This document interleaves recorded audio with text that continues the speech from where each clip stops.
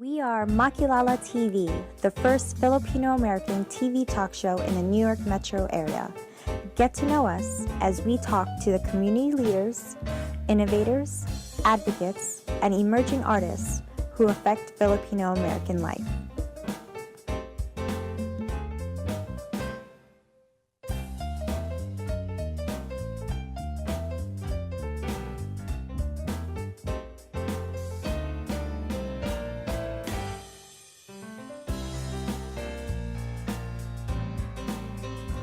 Coming out.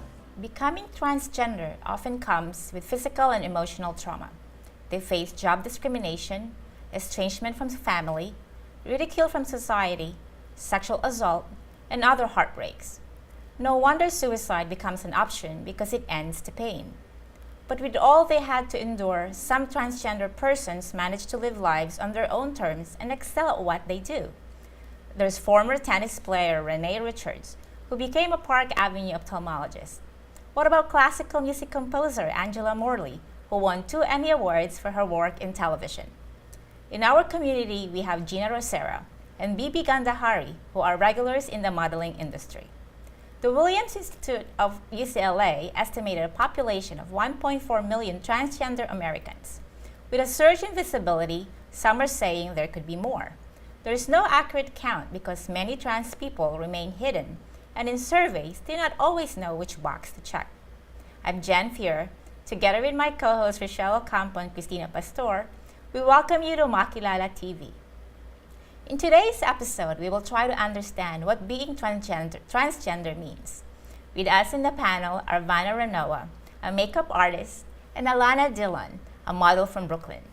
They will share the stories of coming out, some call it being reborn, and how the journey has been so far. Welcome to the show, ladies. Thank you so Okay. much. So this is totally new for me, for us. And as I always say, you don't really know what it's like until you live it. I mean, I don't know a lot of transgender people. I haven't really met or really know one. So there are a lot of questions that we want to ask, and we don't know where to begin. So I guess for today, let's start with, maybe you could introduce a little bit about yourself. So we'll start with Alana. Yeah, so my name's Alana Dillon, and I am the first Miss Gorg, with whom Vannah was the runner-up. That's how we met. And I'm a New York native, and I've lived in 4 of the 5 boroughs. I've lived in Manhattan, the Bronx, Staten Island, and now I live in Brooklyn. Wow. And I started my transition when I was 19 years old. 19. And when I was you're in college. how old now? I'm Young? 21. 21. Yeah. Very young. Sorry. How about you, Vannah? Hi, I'm Vannah Ranoa. I'm Filipina, but I live here in New York for almost 3 years, and I do I'm a professional makeup artist, and I've been I transition, and at the same time, I already reassignment surgery, undergo reassignment surgery for almost 7 years. So, Wow. and that's my life being a woman, and I am the first runner-up from Miss Gorg Miss Gorg. last competition. Congratulations, Congratulations ladies. to you Thank too. Thank you. So, you said something about a surgery. That was the first thing that caught my attention. Surgery. You said something about reassignment surgery. Yes. Are you okay to talk about that? Yeah, I'm okay with that. I'm open about about that changes what I have in my, and I do a transition. I do the reassignment surgery in Thailand. That was 7 Oh, in years. Thailand. Yeah. And then Is it an expensive process? it is expensive process. You need to save, and you need to consult first a doctor okay. and everything, because there will be circumstances happening. That's It's like a So, whole process. to It's get a whole through the process. There thing. will be a process to do that certain things to change. That's and I have no regrets with that, because since when I was young, I really want to be a woman. What I want, because it's big question for my sexuality. Like I facing the mirror, and I don't know like who I am. I'm always talk with myself like who I am. I've been try hard to make myself better for my family needs, that they want me to be a real man, and it doesn't work for me. It's like in a closet. I've been struggle a lot, but You said when you were young. Yes. What age was that? That was like 5. 12. Oh, 12. Yeah, Okay. 12. But yeah, 12 years old that I am already like questioning myself, like what's going on with me? There's something wrong with myself. Like Alana, what about Alana? When did you come to a realization that? I think I knew like by myself, like Earlier personally too. to myself, probably when I was like 5 years old. You know, when I was really? like little, I always just associated myself with all like the girls in my classes, and I remember playing with our dolls and stuff, Polly Pockets. That was like the jam. Yeah, so I'd say I always somewhat knew. I didn't put the words to it though until I was about 19, which is when I did it. Oh, okay. I feel like people, us who are comfortable with the sex we're born with, we don't know what it feels like to feel like different. Yes. So, and I'm actually struggling, like what questions to ask? I mean, are there questions we can ask and not ask? The way that I would say it for cisgender people to understand what being trans feels like, it's like looking in the mirror and seeing someone else standing on the other side, and you don't know who that person is and why Really? you I look hear like that a lot. Yeah, You know, and it's I hear just that comment a lot. sorry, my mic is falling out. That's that okay back if in you there. can still be heard. So, one of the things that I've always wondered personally is, do you have at the back of your mind, have you ever wondered why can't I just be gay? Why do I have to be trans?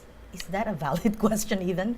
I see the point in asking it, but I personally, I think that the journey of being transgender, I wouldn't give it up for anything, because the people that I've met and the experiences that I've had just based on my gender identity have been so rich and so full. Like I wouldn't have done the pageant, I wouldn't have had a modeling contract right now, I wouldn't have gotten to meet Vannah, and all of that just if I had been born a cisgender person. Even if I was born a cisgender girl, I feel like I'd be terribly basic. I'd just be pregnant and like in the hills somewhere. Nothing wrong with being Yeah, there's nothing wrong with that, but you know that's just not you. That's what I'd That's be doing, right, and I've never aspired to just that. You know, God, we're leaving a boarding line. I know, we're so basic. So basic. But sorry, you, girls. No, I'm kidding. But I remember you mentioning that earlier that you were involved in a show called Transcripts. Can you tell us a little bit about that? Yeah, Transcripts is a play written by a fabulous writer named Paul Lucas, and it was actually produced from the Staten Island Pride Center when I was still living in Staten Island,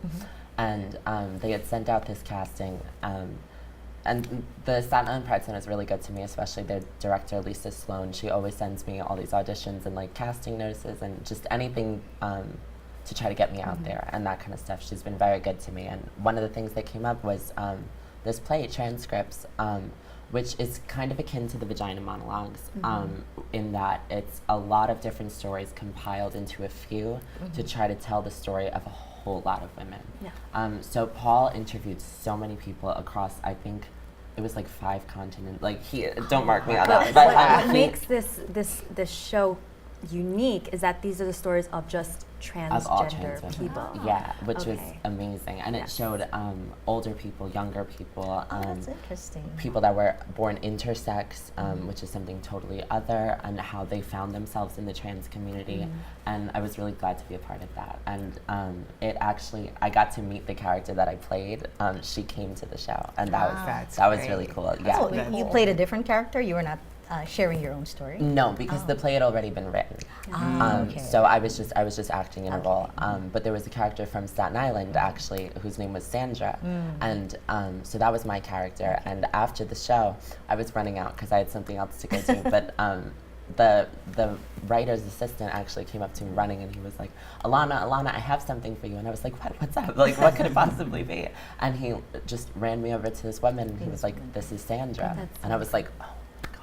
Well, hopefully we'll be able to hear more transgender stories about you, and maybe somebody will write a story of your own There's a lot of your different own stories. journey. Vannah's, right? Vannah's story is actually interesting because she comes from a family of 3 sisters, right? Yes. 4 Oh. sisters Yeah. and Yeah, I have 4 4 sisters? sisters, Oh, 4 sisters. and I am the only boy in Yeah. family. well, that's so- like you're usually family is important, right? Yes, So how yes. did your family deal with Actually, your it's very father? actually it's very hard for me because I am the only boy. So my father expect me to bring the name. Yeah, We that's are in right. Philippines. We need to bring the name, especially when you're a boy. Carry on, yeah. They have to carry the name of the family. But it just happened like I'm not happy anymore. What rank are you in your siblings? Are you the oldest? I'm middle a child? third born. Oh, so, okay. and it's very hard for me to face that fact that even though your family opposed what you want, Oh. and it's very emotional for me because my mom and dad passed away already. So Did I'm they sorry. know? Did they know yeah, they before? know. Ah, They know okay. that you must in Philippines, especially with my family, like you need to prove to yourself that you can be a very independent person, individuals, and I proved to myself too. Like, oh my God, I'm so emotional. Oh, that's okay. I'm sure they're very proud of you. Yeah, I'm they sure are. they're like, you know, up there in heaven, come down and say, oh, poor beautiful daughter. Oh. I mean, Alana, you have very supportive parents. Yeah, I mean, they're actually here in the I'm very studio with lucky. us. They are, And, yeah. I mean, not everyone, you know, No, has that. yeah. I mean, even, you know, how can I say us? If not every time, sometimes you want to do something and then you're not being supportive. Yeah, But I don't think that's just something that's distinctly transgender to experience, like parents Mhm. not Human. supporting something. That's Yeah, right. it's a That's very why, human like, thing. I'm so much, you know, happy and appreciate that those transgender or any sexuality that they really support their family support them what you want, and I'm so proud also to myself that my mom and dad support me in the end of my journey of my life because I try hard and to sustain all the needs that they want until the end of their life. I sustained everything and finances.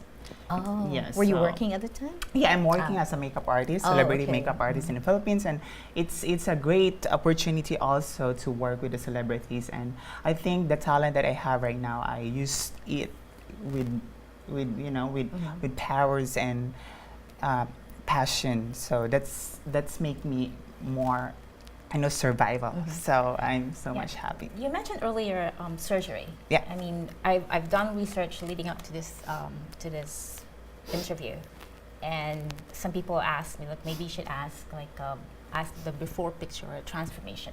But I'm not even sure if that's a valid question to ask. I mean, you know, what do you think? You know, Yeah. why is it valid and not valid? And, you know, why Well- is it insensitive? Yeah, well, for us, it's not a transformation. Like, for Yeah. us, it's just finally today I'm myself, you know? So, doing a before and after, I think that works on something like the Maury show, where you could be like, oh my God, you know? No, where you we are could- not. Yeah, We are where you not could- that exactly, show. which is something that I'm really happy to be a part of, which is why I'm not on the Maury show right now. You know what I mean? So doing the before and after, it just it contributes to this idea that you were once a man, you're now a woman. But to us, we've always been women, no matter what you looked like. And there are people that transition in their 60s or 70s that lived as middle-aged and even over middle-aged men. Caitlyn. You know, yeah, Yeah, exactly, Caitlyn Jenner.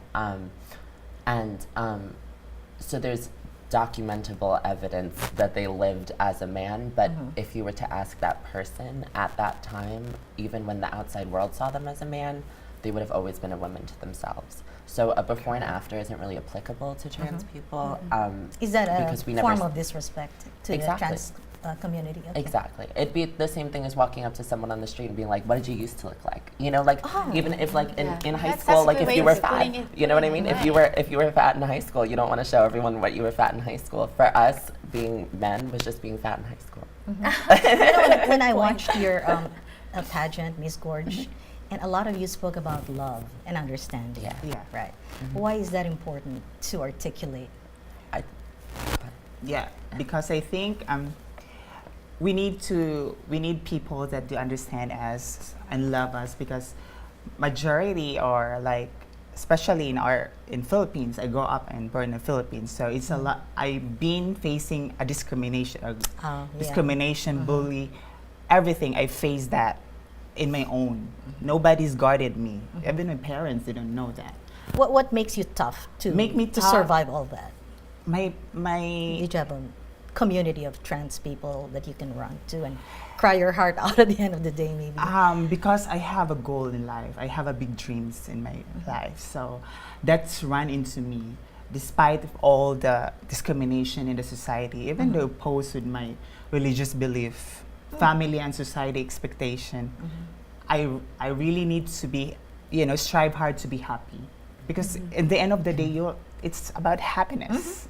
And if you're happy, then you can go wherever you want to go. That's right. You can fly wherever you want to fly. about you?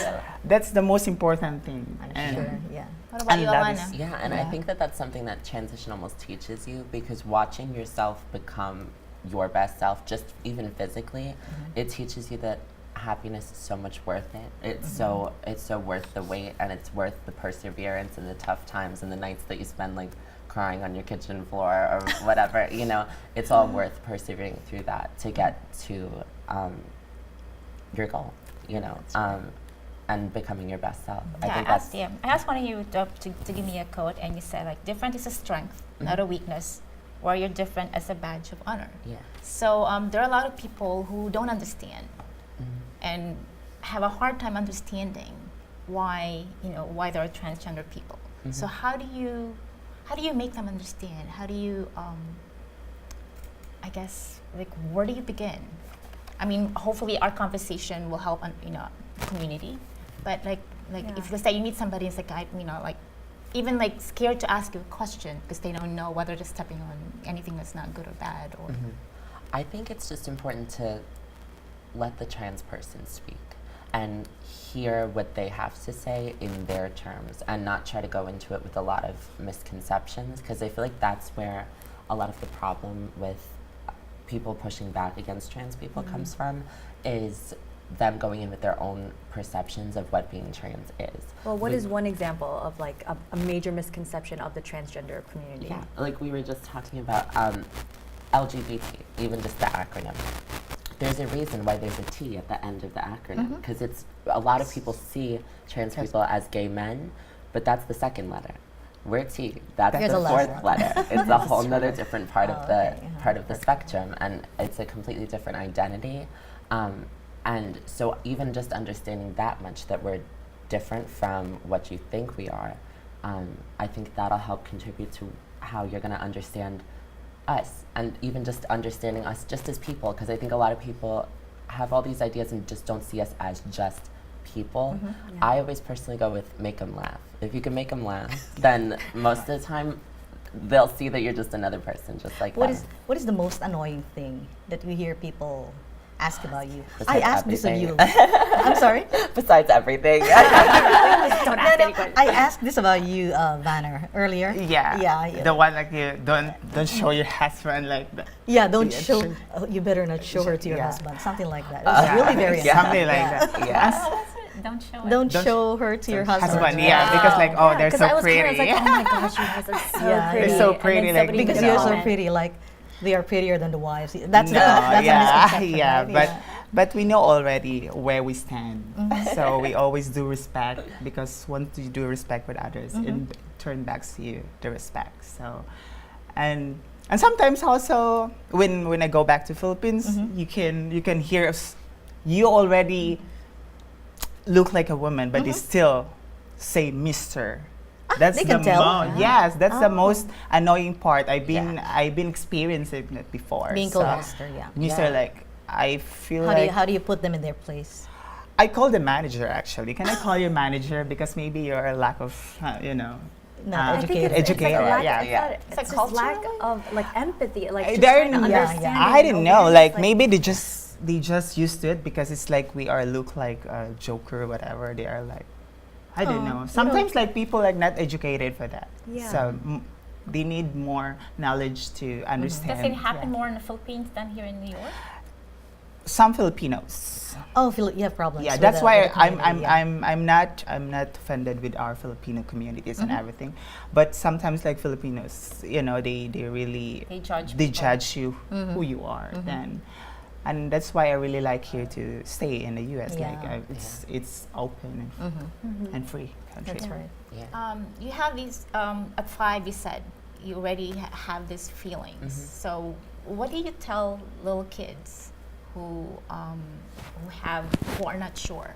Yeah. It's like, and then the parents of those little kids. I mean, if let's say you're on a workshop or something, you're addressing them, Yeah. what would you tell them? Yeah, I've actually been really blessed in that I've worked with the Hetrick Martin Institute for their youth summit, and that was an experience where I first really got to interact with children. It like in my like since transitioning, and that's been something that I think is really important. And actually, in my reign as Miss Gorge, I'm trying to make a stop at each of the LGBT centers throughout the city, in order specifically to talk to youth. So I'm glad that you asked that question. I think it's just important to let the kid express themselves and be themselves as much as possible, and know that there's a lot of parents that say, well, what if this is just a phase? And what if this is just a moment in their life and they're gonna grow past it? And what if starting them on their transition screws them up later? Like, what if later they decide not? But I think you'll just know with your kid. If you truly know your child, then you should be able to tell that that this is what's right for them. And even what's the worst that can happen? You know, you let them express themselves for a little while, and then afterwards they can just go do whatever they want. You know, I think it's important to realize that you're raising a person. You're not just raising who you thought you were going to raise. You got random. You know, like getting a child, you don't get to pre-design, oh, this is going to be a football player, or it's going to be, you know, an oboe player. You know, like, I don't know. It's, you don't get to choose, so you just have to support your kid as much as possible. So, you know, buy them the toys they want. Have such positive attitude. I mean, it's just uplifting. Yeah, you know? that's something I think the transition teaches you. You know, it's that we've seen like our darkest days already. Yeah, you despite know, all so the now it's just like, and all right, everything, you know. All right, we're coming to a close. So go ahead, Rachelle. No, I was gonna say, like, what was the most challenging part of your experience? Oh, me? I thought My experience when I was, you know, in Thailand undergoing my reassignment. That's the most, you know, painful, it's painful. stressful. Like I offer my life with God if they will be successful or not. This is all that I decide for you. Were you with friends or Oh, family? yes, and that's the. I don't want to get back on that. Were you alone, or you were with friends or I family? am alone, You go were to alone. Thailand, but I have some friends stay there, so they're the one who take care of me. So I stay there for 1 month to recover. So any last few words that you want to tell our audience? I mean, I didn't know if you were talking to her. Yeah, no, I think just when you're approaching trans people, you just always have to remember that that's someone's kid, and that's someone's best friend, and that's someone's lifeline, you know. And although you might think that we're so other or we're so different, trans people are integral to some communities. Like out in Hawaii, there's a whole nother sect of people, I forget the name, but trans people are celebrated, and that's something that's not uncommon in a lot of different communities throughout the world. So it's kind of just Western culture that has to catch up a little bit. But we're no different from anybody else. You know what I mean? We're sitting here on Thank you this so much. Thank you for being here. And Yeah, it's her pleasure. it's hopefully we can bridge the gap by starting the conversation. And again, thank you for being here. It's just like, you know, like anything else, we have to end. And I can't say you thank you enough. So that's it for our panel. As we conclude today's episode, we want to say again, maraming salamat to our guests, Alana and Vannah, for gracing our show. And to our viewers, I'll leave you with this. Let's embrace what makes us unique and different. As people say, we are all in this together. Let's find it in our hearts to create a community filled with love, understanding, and compassion. So go out there, as you know, these two beautiful ladies say, be true, be fierce, be kind. And as we say in Filipino, magpakabait kayo. To end, before we say goodbye, performing us today is a versatile singer and a multi-medalist at the 2017 World Championship of Performing Arts, Miss Angel Ram, who will be singing one of her songs from her second EP. So let's give a warm round of applause to Miss Angel Ram.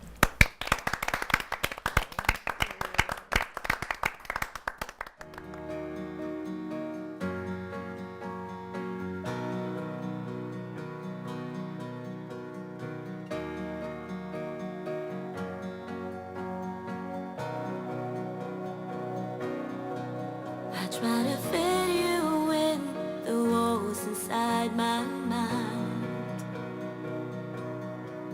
I try to keep you safely in between the lines. I try to put you in the box that I've designed. I try to pull you down so we are right to right. When did I forget that you've always been the king of the world? I try to take life back right out of the hands of the king of the world. How could I make you so small when you're the one who holds it all? When did I forget that you've always been the king of the world? Just a whisper of your voice can tame the seas.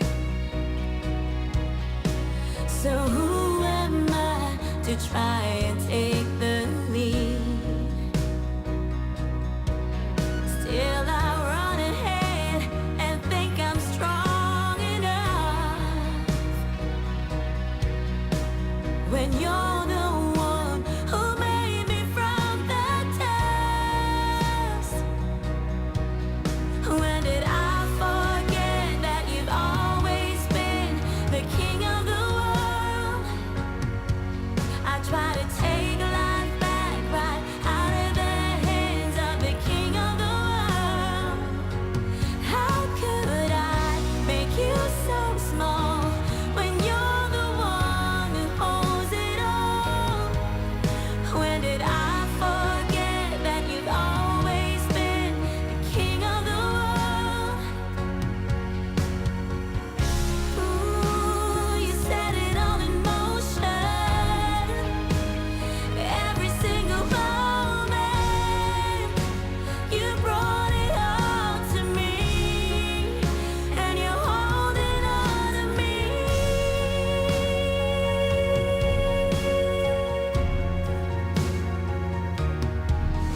When did I forget that you've always been the king of the world? I try to take life back right out of the hands of the king of the world. How could I make you so small when you're the one who holds it all? When did I forget that you've always been the king of the world? You will always be the king of